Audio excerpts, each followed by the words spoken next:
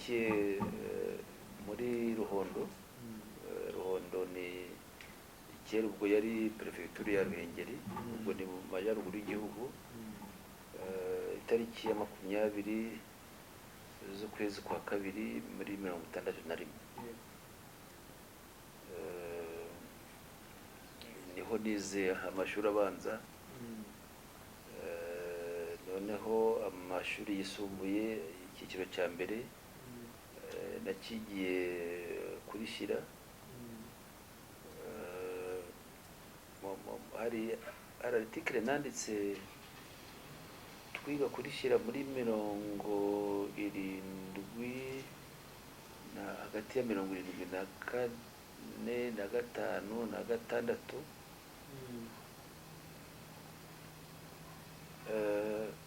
Hari umuyobozi watuyoboraga yari directeur w'ishuri, yari umututsi muri terime zari icyo gihe.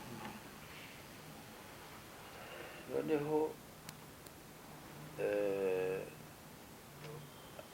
murabona ibintu byo kunyuzura, ibyo bita kunyuzura, haza kwiga murumuna we. Haje kwiga murumuna we kunyuzura byari byarabujijwe. Hari umuntu witwa Simbikangwa rero. Simbikangwa ndizeye ko ntabwo utamuzi. Captain. Buriya yari umuntu umugome pe. Yigaga mu wa gatatu, twe turi mu wa mbere. Nibo banyuzuraga rero. Noneho afata uwo mwana aramunyuzura, ariko nyine agashyiramo ibikabyo ko ari umwana w'umututsi. Ariko ko noneho hari na mwene nyina, mwene wa directeur. Urumva ubundi munyeshuri yagombye gutinya directeur we, ariko urumva ukuntu yabitinyukaga. Ubwo mvuye muri Torokome kuri Shyira nagiye Kansi, kwiga Kansi. Kansi niga sciences économiques et sociales. Niho narangije hafi muri 81 hanyuma 83 ndashaka kubera ko nari umwana umwe, ababyeyi bakanshyiraho pressure yo gushaka umudamu. Nshaka umudamu, Musabyimana Petronila, tubyarana abana 5.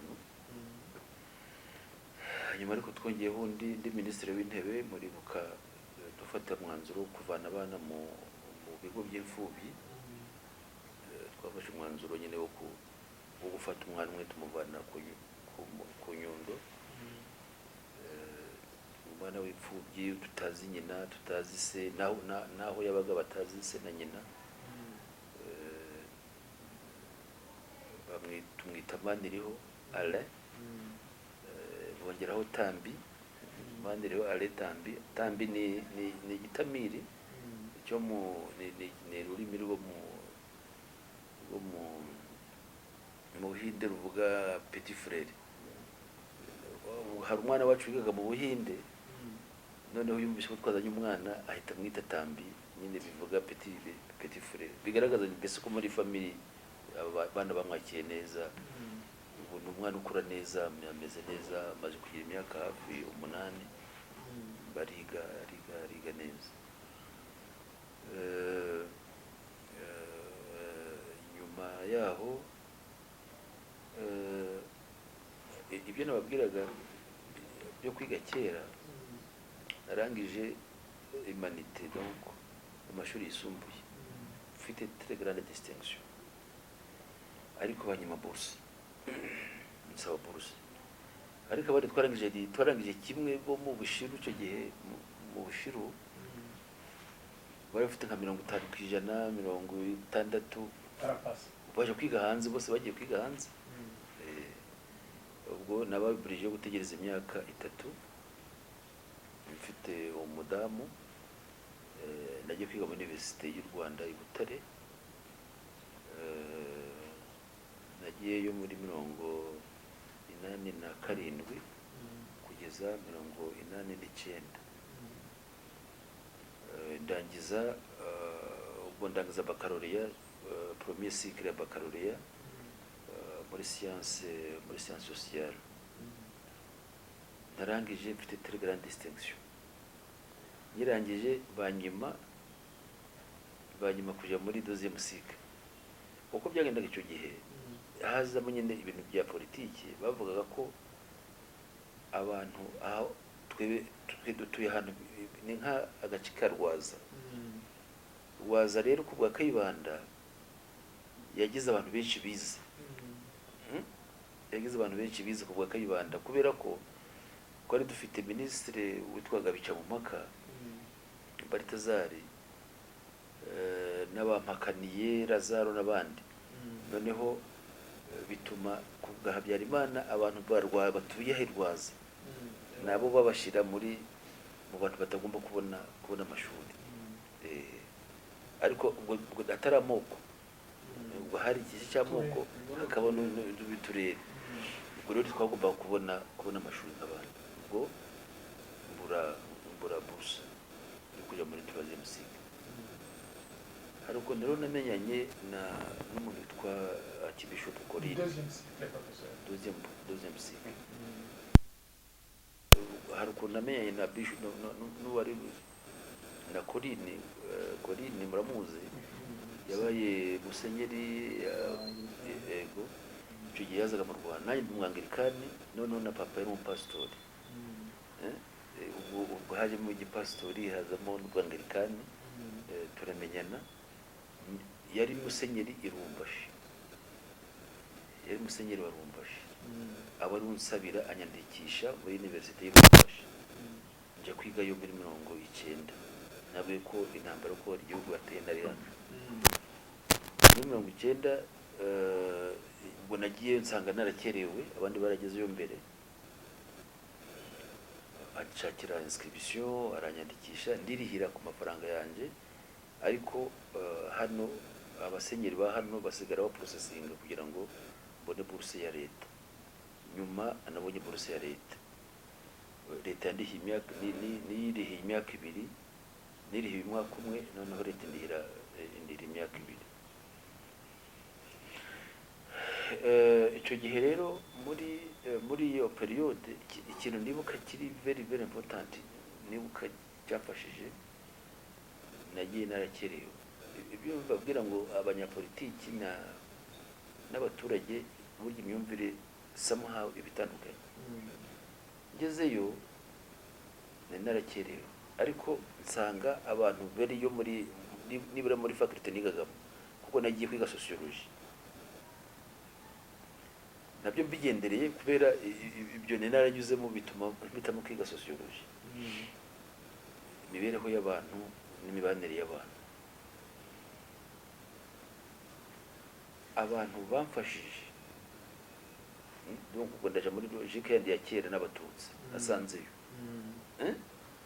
Kandi bimpunze, kandi njyewe mvuye mu Rwanda.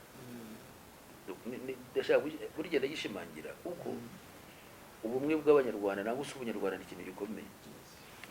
Ntabwo bambonyemo umuntu uvuye mu Rwanda, ntibambonyemo kubera ko ntabwo bari barahuye na ya politiki yo kwigisha ivangura, ryo kwigisha amacakubiri.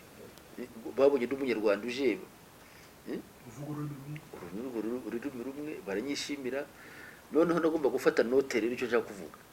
Note z'abantu bose bafashe, tugikoresha intoki. Buri wese afata, hari nk'amakuru 10 barangije. Biporta volontaire, umwe afata kuri imwe, undi baranyandukurira. Barangije nanjye mfata indi, barazimba. Noneho njya ku murongo ndiga kimwe nabo. Ndangiza mfite très grande distinction. Iyo iwabo warangije aga très grande distinction bahita bagufata comme assistant, professeur assistant. Ko basista. Hanyuma hano uri batangiye kugira ikibazo cy'abarimu ndavuga mu Rwanda. Abantu mahukura ko nari bursi wa leta, nagomba gutaha ndaza ngera ino gusa hafi jenoside iri hafi kuba ibintu bimeze nabi imitwe ya politiki ariko icyo nari nsimbutse ubwo imibanire yanjye n'abanyarwanda nsanzeyo na Musenyeri Coline niho nahuriye n'abantu muri RPF inama kuganira n'iki mbere wenda bamanzaga babimpisha n'iki ariko nyuma baramfungurira nanjye ninjiramo menyana n'imigambi menya ibijyanye na RPF n'icyo gihe nigaga Lubumbashi. Wewe winjiye muri RPF mbere ya jenoside? Oya ntabwo ninjiyemo icyo gihe kuko ndibuze kubabwira kuko inyuma ngarutse ntabwo ninjiye ahubwo narayimenye ndamenya uko ikora inshuti bainterese noneho ubwo ndagaruka inyuma yaho muri 93 ariko 91 nyuma naje mu biruhuko 91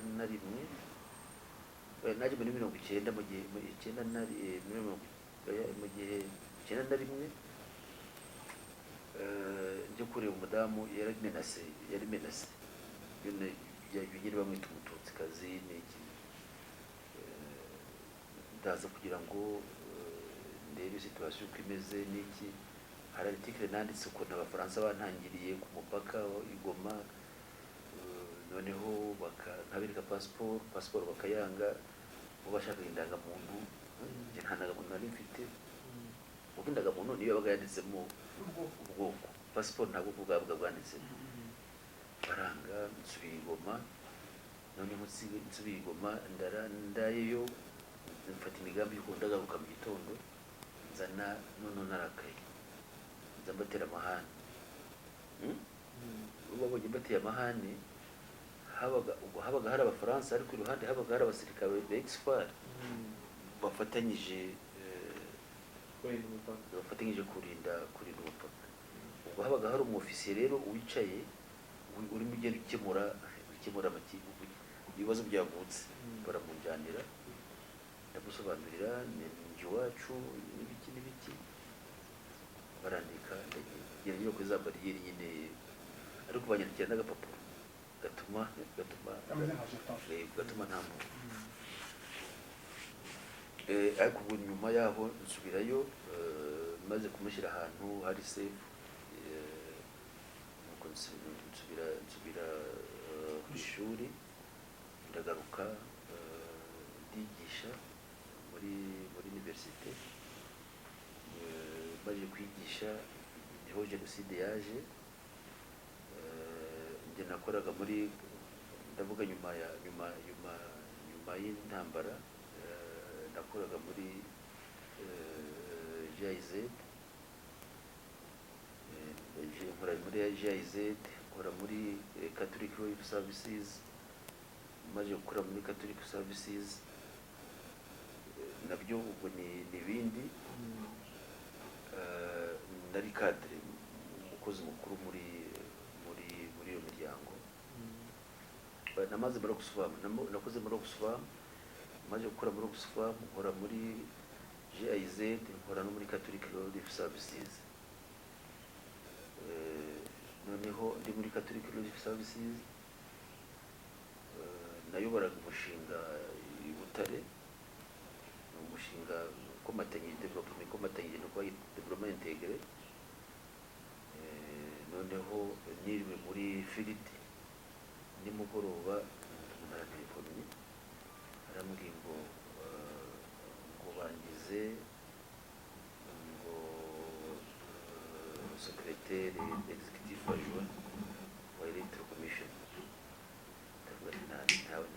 ndavuga ntabwo bishoboka ntabwo bishoboka kuko ntabwo uretse ko icyo nasubiye inyuma ngarutse muri 90 na kangahe nabaye umuyoboke wa PSD ko ubundi PS itangira yabagamo abantu bari intellectuel, abantu nicyo abantu bayikurikiragamo,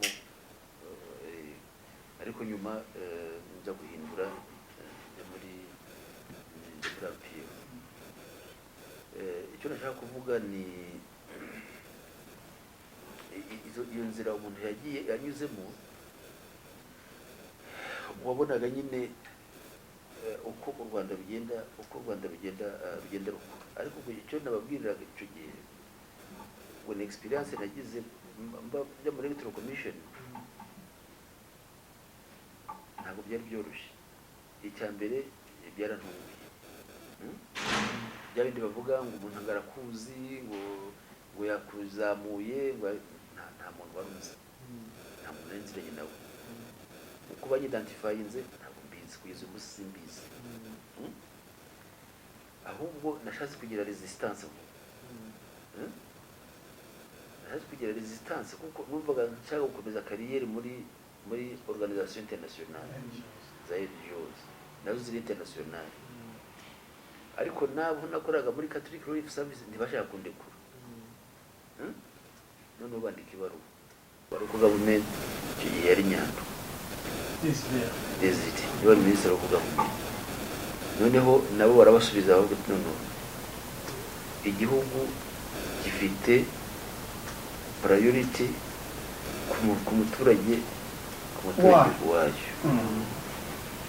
Ndaza icyo nashaka kubabwira ni cyo gusavinga igihugu. Icyo gihe nahembwaga hafi amadolari hafi ndakeka 1000, yari menshi, sibyo? Nari mfite imodoka y'akazi, nari mfite n'inzu y'akazi. Noneho mpageze baza mushahara yari 180.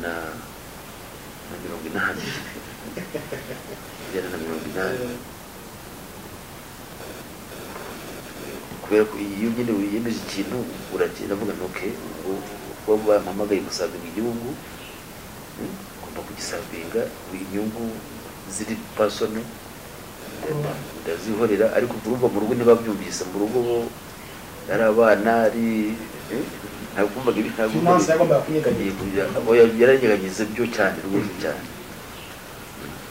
Noneho ikindi rero experience kujya abantu kwihangana ni ikintu gikomeye. Nta biro twagiraga, nabo twari tugitangira, twari dufite imodoka imwe dusangira twese, kuko yari puri y'abantu 6 tugomba gusangira imodoka imwe. Ariko twarakoze Electoral Commission turayubaka. Nyuma ndetse y'umwaka umwe uwayoboraga ni Honorable Bazivamo Christophe, wari dukuriye, bamugira minisitiri. Noneho nanjye mpita mba secrétaire exécutif furu. Electoral Commission rwose turayubaka, iba institution ikomeye, abantu bose mu gihugu bazi. Tuyishakira ubushobozi bw'abakozi, ubushobozi bw'inyubako, ubushobozi bwa IT tool, ubushobozi bw'imibanire n'izindi nzego, ariko n'ubushobozi bwo kwigisha abaturage ibintu bijyanye na demokarasi. Kandi mu bihe byari bikomeye, ndabyibuka 2003 amatora y'inzego z'ibanze, amatora ya perezida wa repubulika ya mbere, amatora y'abadepite, amatora y'abasenateri. Nayoboye imyaka hafi 8. Nyuma y'imyaka 8, 2000 ndakeka n'8, u Rwanda rungerera icyizere ya guhagararira nk'umudepite muri East African Community. Umudepite namazemo imyaka 4. Hanyuma ariko ubwo ntabwo nasubiye gato nibagiwe amashuri ubwo ndi muri electoral commission niho nakoze masters mu Bufaransa n'ubundi mu bintu bijyanye na science politique ariko iganisha ku matora kubera ko ariyo domaine nari ndi muri Paris 2 Université Paris 2 noneho ndi umudepite ntangira PhD muri political science n'ubundi aho noneho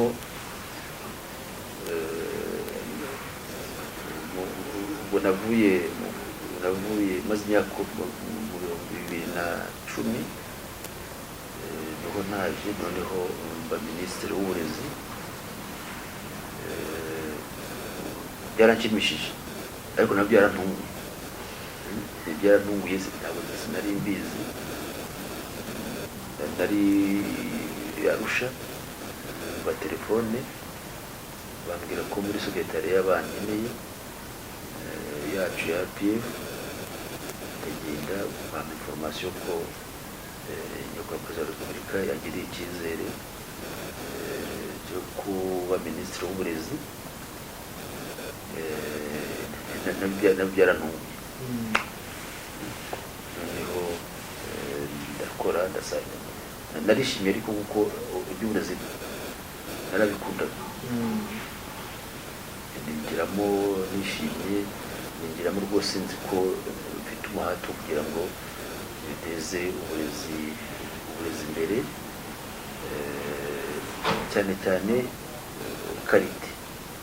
karite ishingiye ku mikorere y'abarimu cyane imikorere y'abarimu n'imikorere y'abayobozi b'ibigo niyo mpamvu twabasuraga kugira ngo buri gihe tubashyiremo icyo kintu cyo gukunda umurimo ariko noneho tubakoresha n'amahugurwa menshi ashoboka tubakorera n'itorero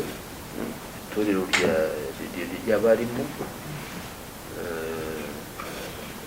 noneho nyuma y'amezi make nk'atanu babaye minisitiri w'intebe urumva nabyo byarantunguye kandi nabyo byaranshimishije kandi ni umurimo ukomeye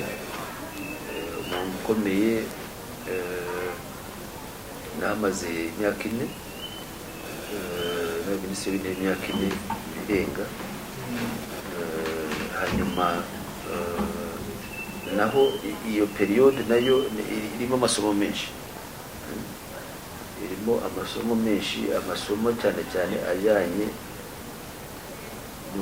no gukora cyane cyangwa kuvuga gukorana na nyakubahwa perezida wa repubulika ntabwo byoroshye uti kubera iki bitoroshye ntabwo byoroshye muri sanse negative ntabwo byoroshye muri sanse positive kubera ko niyo kuba ari ukwezi kumwe mukoranye n'ishuri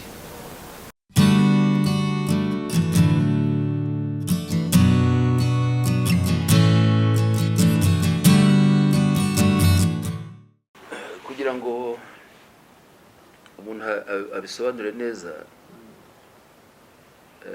ni ukugereranya ibyabaye mu mateka y'u Rwanda cyane mu mateka y'imiyoborere y'igihugu cyacu urebye amenshi nayabayemo icyo ntabayemo ni ingoma ya Kayibanda kuko navutse muri 1961 ariko byose ndabizi nk'uko ubisobanuye ari ibitabo nanditse ari ubushakashatsi nakoze mu by'ukuri twagize imiyoborere mibi kandi imiyoborere mibi ishingiye cyane gutandukanya abantu imiyoborere ishobora kuba mibi ikumvikana ariko iyo ibaye imiyoborere mibi itandukanya abantu iheza abanyagihugu, ikagera n'aho yica abanyagihugu, ni imiyoborere iba ari mibi. Nibyo rero byabaye ku Rwanda. Urebye igitabo nanditse nangwa se n'ubushakashatsi nakoze, ugahera mbere y'ubukoloni, burya hari sisitemu y'imiyoborere yashobora guhuza abantu bose, uhereye ku mwami ukagera ku biru, ukagera ku abatware batandukanye, ukagera ndetse no ku nzu hasi. Urasanga hari uburyo ntabwo ari ubuyobozi bwatandukanyaga abantu, ariko no mu bindi bihugu hose bibaho. Ababaga bari ku buyobozi bari bafite uburyo bubahwa, ibyo ni ibintu byari bisanzweho ku isi yose, haba i Buraya n'ahandi hose. Noneho ikintu rero cyaje kuba kibi, narabigaragaje no muri ya filime wavuze, abakoloni baje noneho babyuririraho, basanga abari ku buyobozi barabafasha, barabafata, noneho abandi nabo babafata nk'uko bameze.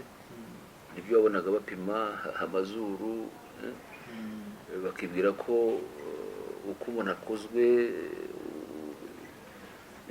ubuhutu, ubututsi, ubutwa, barabishimangira.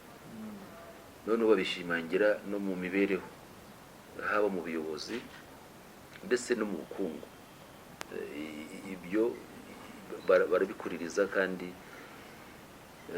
babiha agaciro kandi bigira n'ingaruka. Haza rero bakayibanda hari ibyo bise revolisiyo. Ubundi revolisiyo mu gifaransa, revolisiyo ubundi bisobanura impinduramatwara yayindi koko nyayo, ariko igamije iterambere, sibyo? Igamije iterambere nangwa se igamije imibereho y'abantu bose, y'abaturage bose. Iyo niyo revolisiyo. Ntabwo revolisiyo iberaho agatsiko kamwe k'abantu, nangwa se groupe y'abantu, nangwa se igice kimwe cy'abaturage. Iyo ntabwo ibaye revolisiyo. Iyo ni definition ya revolisiyo. Iyo bavuga ni revolisiyo rero ntabwo ari revolisiyo. Definition ya revolisiyo ni ukuvuga ngo ni impinduramatwara yayindi nyayo, ariko igamije guhindura ibyariho byose hagamijwe ibindi bishya, ariko ibyo bishya bikaba bifitiye inyungu abaturage bose. Ibyabaye rero ku ngoma ya Kayibanda, murabizi, ni bo bifuzaga na Hutuland na Tutsuland. Abahutu bagatura ukwabo, abatutsi bagatura ukwabo, ariko icyari kigamijwe gusa ni ugushyira inyungu imbere, inyungu bita rubanda nyamwinshi, inyungu z'abahutu. Haza n'amashyaka ya politiki yose avaho, hasigara modeli Parmehutu, kandi modeli Parmehutu kumva ibivuga n'izina ririvugira ubwaryo. Biragenda bigera muri 1973, aho Habyarimana yahiritse ubutegetsi bwa Kayibanda. Abantu bibwira ko ibintu bigiye guhinduka. We yabyise revolution morale. Revolution morale ubwo no guhindura abantu imyumvire, ariko uko byagenze byabaye iby'amagambo gusa. Niho haje politike y'iringaniza, bakavuga ngo abahutu ni nyamwinshi, bagomba kugira mu myanya ni ahantu hose imyanya irenga 90% mu buzima rusange bw'igihugu. abatutsi bakagira 10%, abatwa bo nta n'uwabavugaga. Urumva iyo bitangiye kuzamo gutyo kiba ari ikintu kibi cyane. Ni ukuvuga ngo niba ufite right zawe, niba ufite ibyo ugomba nk'umunyagihugu, bagomba kumanza bareba uri iki, uri kanaka. Noneho hazamo rero no kugabanya igihugu, abanyenduga, abakiga. Icyo navugaga nahereye mvuga ngo u Rwanda twagize ibyago bwo kugira ubuyobozi aho kugira ngo bwunge abantu, ahubwo bugatandukanya abantu. Icyo ni ikintu kibi rero. Ubwo biratuma rero ngera noneho ku rugamba rwo kubohora igihugu, na nyuma y'urugamba rwo kubohora igihugu, ngewe intambara yo kubohora igihugu itera ntabwo nari mu Rwanda. Nigaga i Lubumbashi, muri Université Lubumbashi, kugeza muri 1993. Abantu intambara yo kubohora igihugu itangiye, abantu bibwiye ko ari intambara y'abatutsi. Niyo nyito bayise kugira ngo abantu bose, abahutu bose bahaguruke. Ariko wareba umurongo wa politiki wari uhari icyo gihe,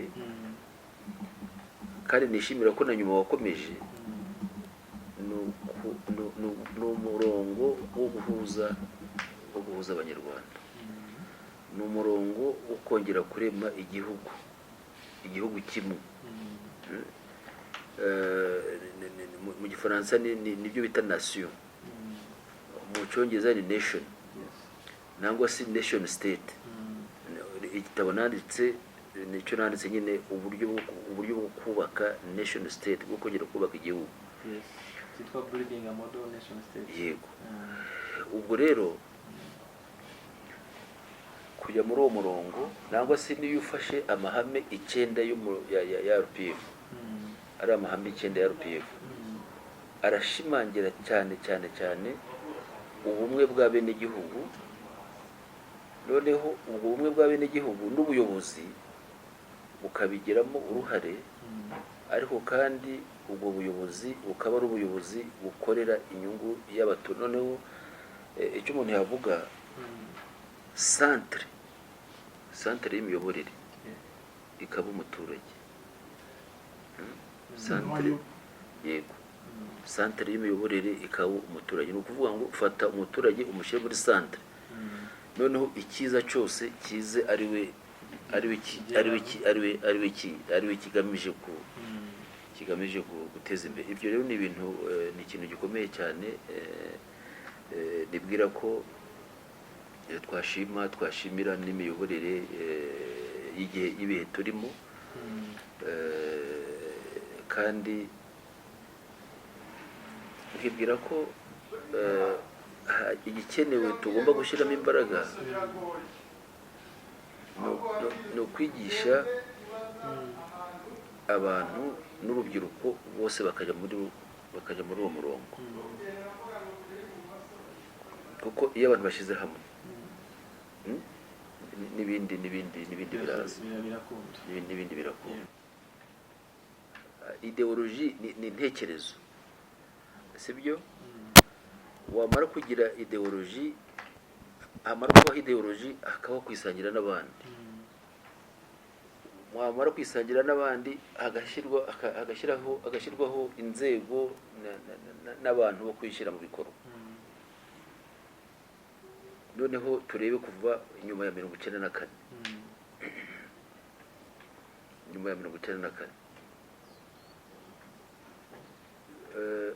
RPF imaze gutsinda urugamba. Iyo baba nk'abantu bo mu byabihe bya mbere, bashobora gufata ubutegetsi bonyine. Bashobora gufata ubutegetsi bonyine, bakabugumana, abandi bakabihorera, abandi bakabaheza. Ibi byarashobokaga. Icyo ni kimwe. Ariko iyo murebye neza ibiganiro byo mu Rugwiro, Habyarimana bari bahari, sibyo? baba n'abantu bagize uruhare mu rugamba rwo kubohora igihugu bari bahari, baricara basasa inzobe, baravuga ngo ariko ubu u Rwanda noneho ni urwacu, ubu u Rwanda ari urwacu turuyobore dute? Icyo ni ikintu gikomeye. Hanyuma n'abantu bari bavuye mu mpande zitandukanye, hari bari basanzwe hano, hari abavuye i Burundi, abavuye muri Congo, abavuye Uganda, abavuye ku isi yose. Abantu baricara baravuga ariko igihugu noneho kibaye icyacu. Kugira leadership nibura itekereza icyo kintu yo kuvuga ngo abantu bicare hamwe bavuge bati imiyoborere y'igihugu cyacu igiye kugenda itya, ni ikintu gikomeye cyane. Mu Rugwiro rero, muri iyo nama zo mu Rugwiro niho havuyemo ibintu bikomeye cyane cyane cyane. Mu Rugwiro hari muri 1998, something like that, twareba neza. Ntabwo nari mpari, ariko icyo navuga ni uko havuyemo imyanzuro ikomeye cyane. Umwanzuro ukomeye umuntu yavuga ni uwo gushimangira ubumwe bw'Abanyarwanda. Icyo ni ikintu gikomeye cyane, gushimangira ubumwe bw'Abanyarwanda. Ikindi gikomeye kuko nabivuze ni politiki, gushimangira politiki igendera ku muturage. Ikindi gikomeye buriya ni ugusaranganya ubuyobozi. Gusaranganya ubuyobozi burya ni ikintu gikomeye cyane. Ahandi mu bice byose bitandukanye by'isi yose, cyane cyane muri Afurika, nibyo abantu bapfa ubutegetsi, bapfa ubuyobozi. Ariko twebwe hano ubuyobozi bwacu ni ubuyobozi abantu bose bahuriyeho basangiye.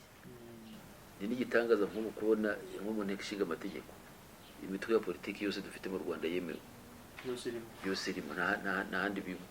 Uburezi bw'ibanze 9 year na 12 year, sibyo? Ese burareba bande? Ndizera ko uyu munsi nta mwana w'umunyarwanda uhejwe, sibyo, uhejwe kuja muri 12 year naho 9 year, ahubwo ubuyobozi bwirwa burwana n'ababyeyi kugira ngo ku mashuri drop out, kugira ngo drop out igabanuke. Urwendo rugero rumwe dufate, fatagira inka. Iyo bagiye guha umuturage, gira nkuzi ko ari gahunda yagize uruhare rukomeye cyane mu miyoborere y'iki gihugu ndetse n'iterambere. Iyo bagiye guha umuturage inka, barareba ngo ni mercyori, bareba ibyiciro by'Abanyarwanda kuko bazikeneye. Dufite VUP, ndizera ko murayizi, ni iterambere n'ibira rishingiye ku muturage. Uwo rirareba uwo ari we wese. VUP. Iyo ufashe mituweli de sante, muzi ko abaturage bo muri kategori ya mbere n'iya kabiri bose bavurirwa ubuntu, sibyo?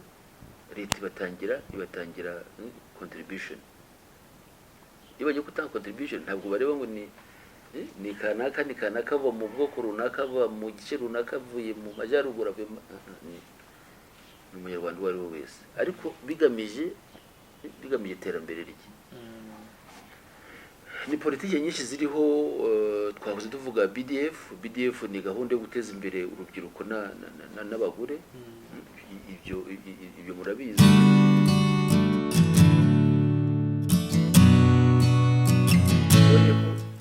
Politiki iteza imbere umugore ni ikintu gikomeye cyane.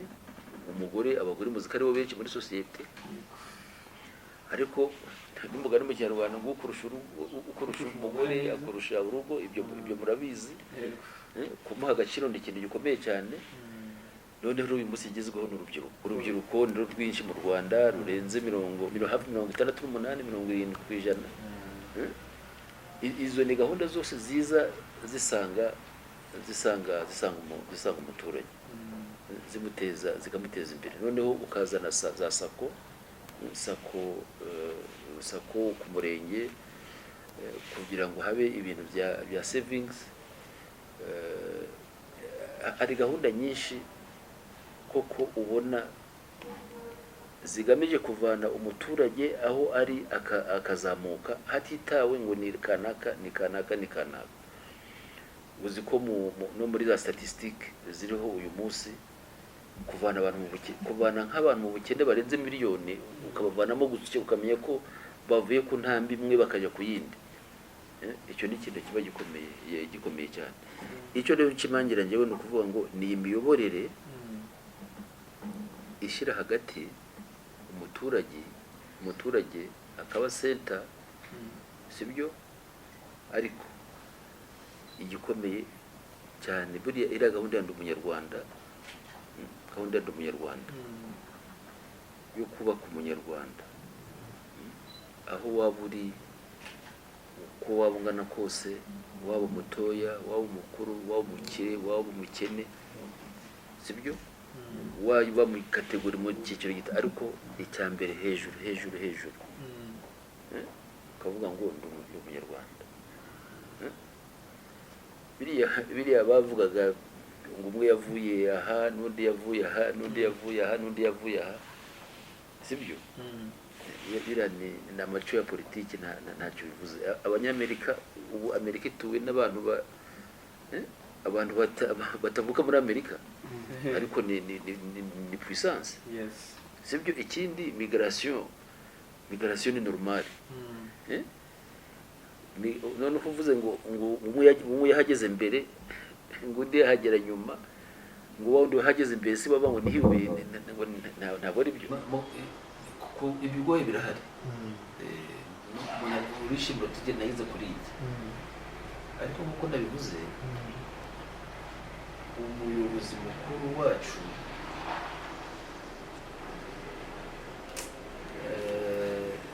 afite intera ndende n'imitekerereze miremire,